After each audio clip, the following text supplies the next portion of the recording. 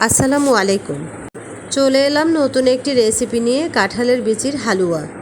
প্রথমে আমি নারিকেল কুড়িয়ে নিলাম। এরপরে কাঁঠালের বিচি সুন্দর করে পরিষ্কার করে ধুয়ে নিলাম, যেন লাল অংশ না থাকে। এরপরে সব বিচিগুলোকে সুন্দর করে সিদ্ধ করে নিব।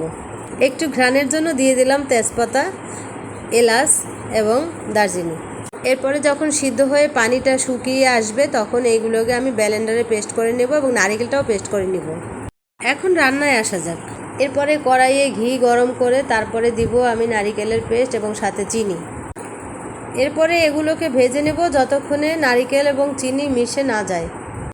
এটা যখন ঘন হয়ে আসবে তখন এক সাইডে সরিয়ে রেখে আমি দিয়ে দেব কাঁঠালের বিচির পেস্টটা এবং সাথে যতটুকু আমার চিনি দরকার হয় ততটুকু পরিমাণ মতো, সাথে একটু লবণ দিয়ে দেব।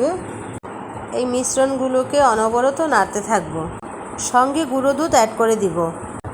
এরপরে ঘন হয়ে না আসা পর্যন্ত আমি নাড়তেই থাকবো, যেন লেগে না যায়। এবার নিজেদের ইচ্ছা মতো হাতে কিংবা সাজে ডিজাইন করে নিজেদের মতো পরিবেশন করুন। হয়ে গেল আমাদের কাঁঠালের বিচির হালুয়া।